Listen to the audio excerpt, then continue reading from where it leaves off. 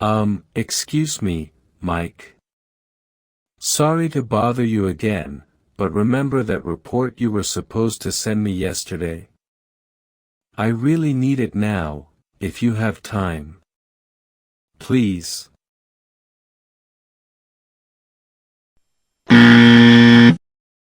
Leo, stop begging. You sound like you're asking for a favor, not a professional deliverable. In the US, when someone misses a deadline, you don't apologize, you manage the project. I'll show you how to push your colleagues for results without sounding bossy or annoying. If you act weak, people will always put your work at the bottom of their pile. A leader knows how to create urgency without creating drama. That is extreme ownership. But Mike is my senior. If I push him, I'm afraid he'll think I'm being disrespectful or bossy. Being bossy is about who is the boss. Being professional is about what is the goal. When you focus on the deadline, you are serving the company, not your ego. Before we reveal the urgency scripts, I want to see who is ready to get things done on time. Comment results right now if you are tired of waiting. I only mentor professionals who take 100% responsibility for their project's timeline. If you won't push, you'll always be behind. I'm typing results.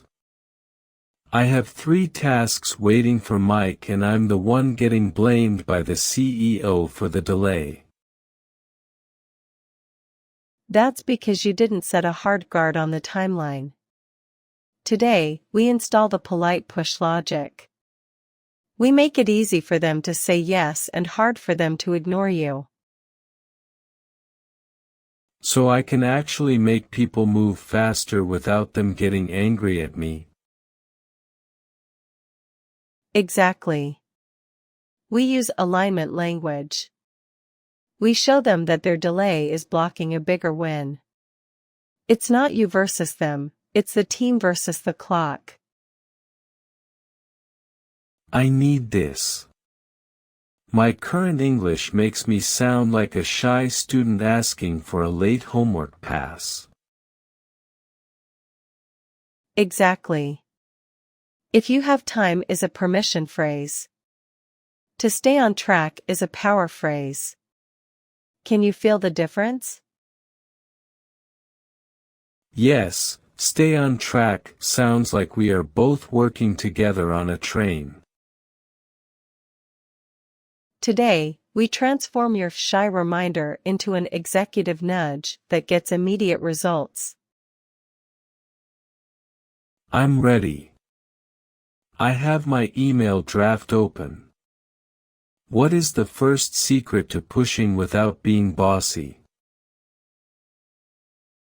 The first secret is removing the sorry. If they are late, they should be sorry, not you. But before that, let's critique your old book approach. I usually write, I am so sorry to bother you, but could you please send the report when you are free?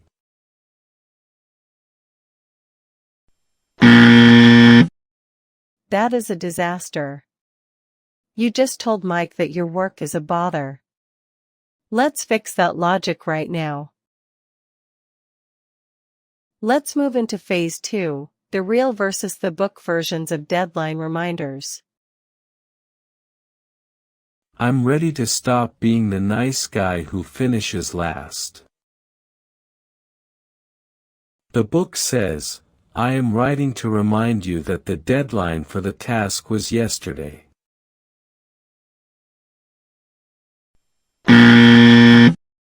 Too aggressive and robotic. It sounds like an automated bot. Try, just checking in on the report to ensure we stay on track for Friday's launch.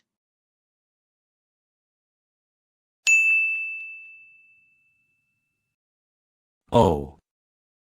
By mentioning Friday's launch, I'm giving him a reason to move fast that isn't just because I asked.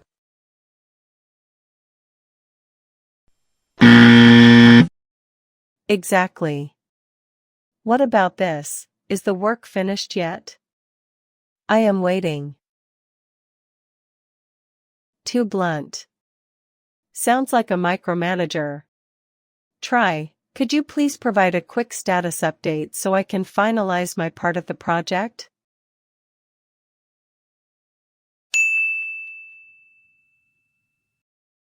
That makes it sound like my work is dependent on his. It creates a professional need instead of a personal want. Precisely. Teamwork is a chain. If one link is slow, the whole chain stops. What about asking for a specific time? I usually say, please send it as soon as possible, thank you.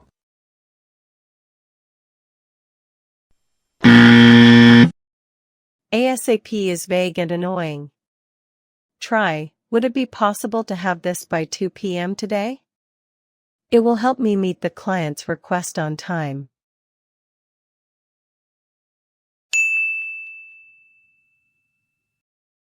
I see. 2 p.m. is a hard deadline.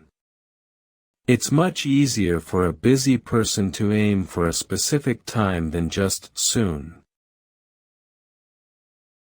Ownership in reminders is about providing clarity.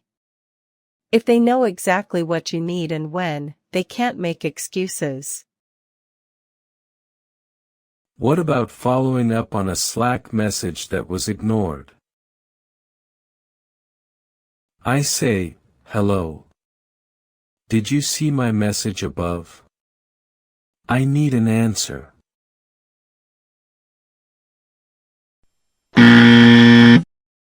Too rude. Try bumping this to the top of your inbox. Let me know if there are any blockers I can help resolve.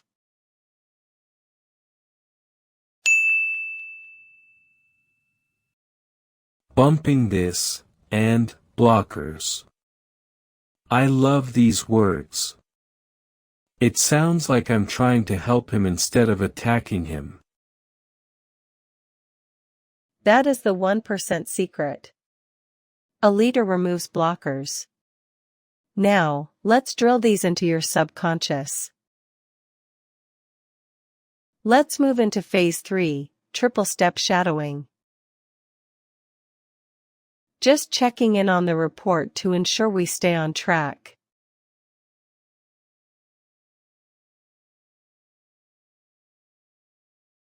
Just check in on report to stay on track. Focus on the phrase stay on track. It emphasizes the goal, not the person. Use a neutral, professional tone.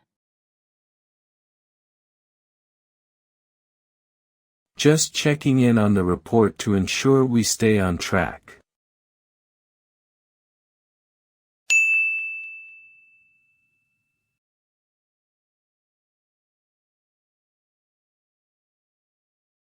Could you please provide a quick status update?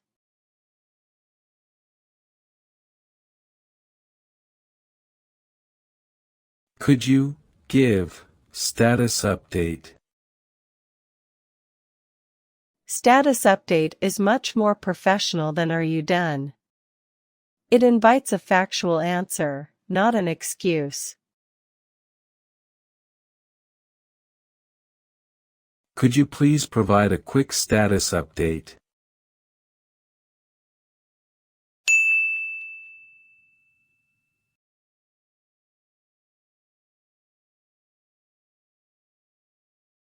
Should we reprioritize my tasks to handle this delay?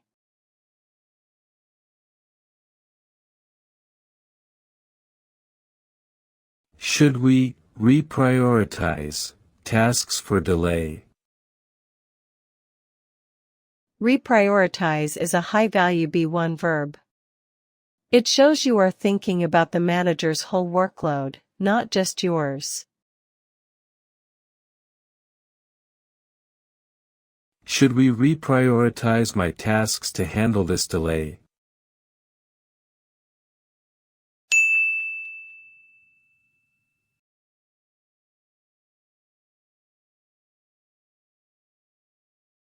I'm focused on a deadline until end of day.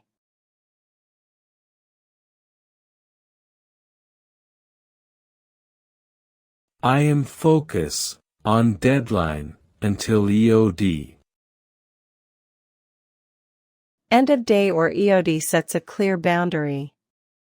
It explains why you can't help without sounding like you are complaining.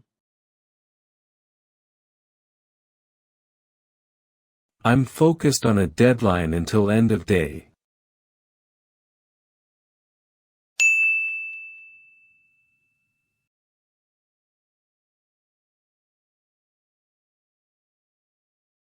Bumping this to the top of your inbox.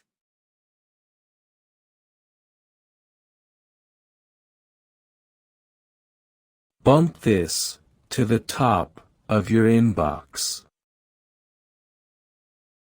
Bumping is the perfect casual but professional word for Slack or email. It assumes they just missed it by accident.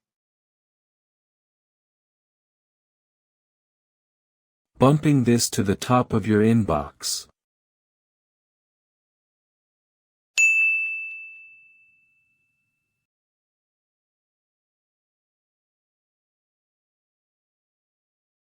Leo, can you feel the shift? You aren't pestering people. You are aligning with them. Download the cheat sheet below for more nudge phrases. Most people wait until they are angry to follow up. By then, the relationship is already damaged. Follow up early, follow up with logic. It's about the rhythm of the project. I'm ready for the next set of power nudges, Sarah. Let me know if there are any blockers I can help resolve.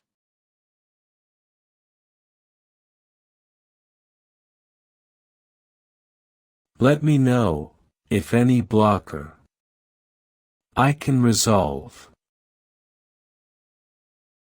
Blocker is the ultimate 1% word. It shifts the conversation from "why are you slow" to "how can I help you be fast?" Let me know if there are any blockers I can help resolve.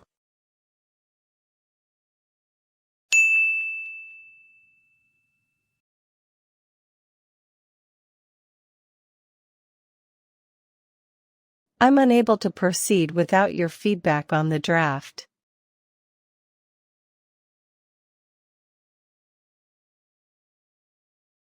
I cannot go without your feedback on draft. Unable to proceed is much more professional than "I am waiting." It places the responsibility on them clearly. I'm unable to proceed without your feedback on the draft.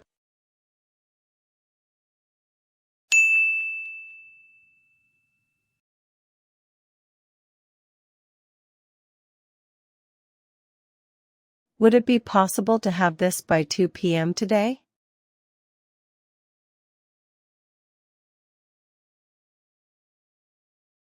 Is it possible to have by 2 p.m.? Asking "would it be possible" is a polite way to set a hard deadline. It sounds collaborative, not demanding. Would it be possible to have this by 2 p.m. today?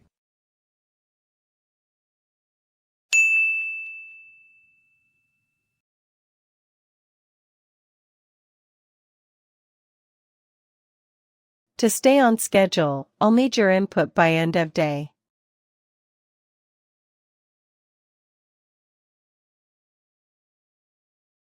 To stay on schedule, need input, by EOD. To stay on schedule provides the why. If you give the why, people are 60% more likely to agree to your request. To stay on schedule, I'll need your input by end of day.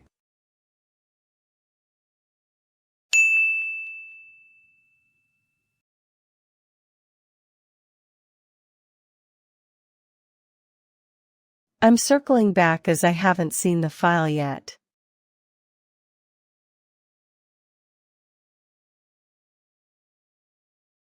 I am circle back, not see, file yet.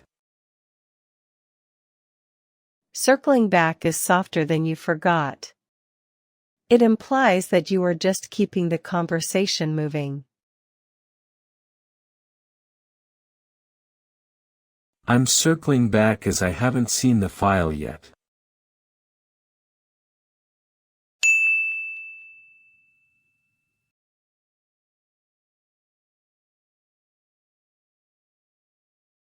Please confirm the revised timeline for the audit.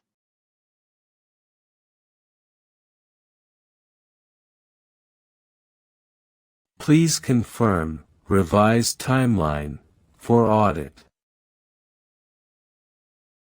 Revised timeline is the polite way to say you missed the first one. It focuses on the future plan, not the past failure. Please confirm the revised timeline for the audit.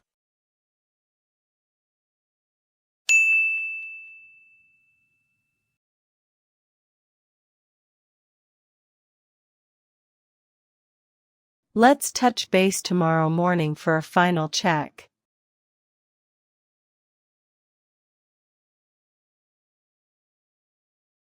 Let's touch base, tomorrow morning, for check. Touch base and final check. These words create a sense of finishing. It pushes them to finish the work tonight. Let's touch base tomorrow morning for a final check.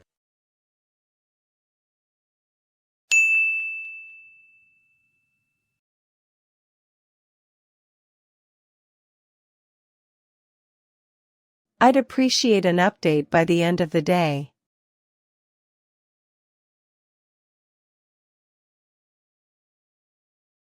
I appreciate, update, by end of day. Starting with I'd appreciate is the professional way to give a command. It sounds like a request, but it functions as a deadline. I'd appreciate an update by the end of the day.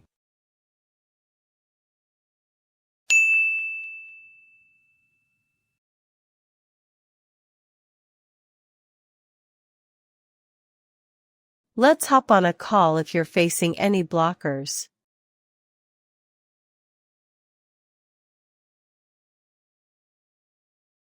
Let's hop on a call, if you face any blockers. This shows you are ready to take action. It also threatens a meeting, which often makes busy people finish the task just to avoid the call. Let's hop on a call if you're facing any blockers.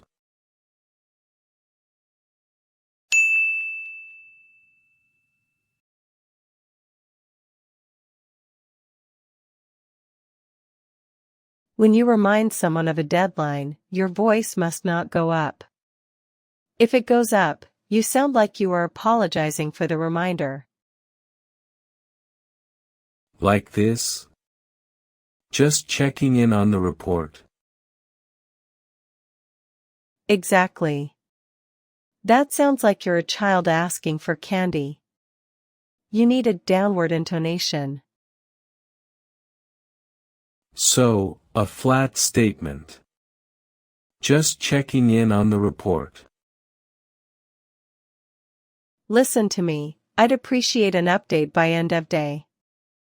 Hear how my voice drops like a heavy stone on EOD? That is authority. I'd appreciate an update by end of day. Pitch drops. Much better. Now, don't rush. If you speak too fast, you look nervous about the confrontation. Speak at 90% speed. Could you please provide a quick status update? Slow and steady. Perfect. You aren't asking for a favor, you are managing a project. Your voice must sound as solid as your logic. I'm circling back as I haven't seen the file yet. Downward pitch. Brilliant. You sound like a senior manager now. No one will ignore that message. It feels amazing to speak without that guilty, high pitch in my throat. Ownership is a frequency, Leo. If you broadcast authority, people will tune in. Let's test it in a real fight. I'm ready. My downward intonation is my secret weapon today. Phase 5, Success Replay. Boss level, Mike is a senior director. He is 3 days late on the data you need for the CEO. You are in the elevator with him. Go. Hi Mike, just circling back on the data for the CEO briefing. To ensure we stay on track for the 9 a.m. session tomorrow, I'll need your input by end of day today. Leo, I'm swamped. I have 100 things more important than that briefing. Can't it wait? I understand you're busy, Mike. However, I'm unable to proceed with the final summary without that data. Should we reprioritize my tasks, or is there a blocker I can help resolve now? Ugh, okay, fine. I'll get it to you. But I can't do it until 6 p.m. I appreciate your support on this. 6 p.m. works. I'll touch base then for the final check. Thanks, Mike. Wow. Leo, you didn't blink. You used the reprioritize move on a director. Approved. The logic is my shield, Sarah. I wasn't attacking him, I was protecting the CEO's briefing. Exactly. That is the 1% mindset. You have officially mastered the deadline push. I'm never going back to, if you have time, again.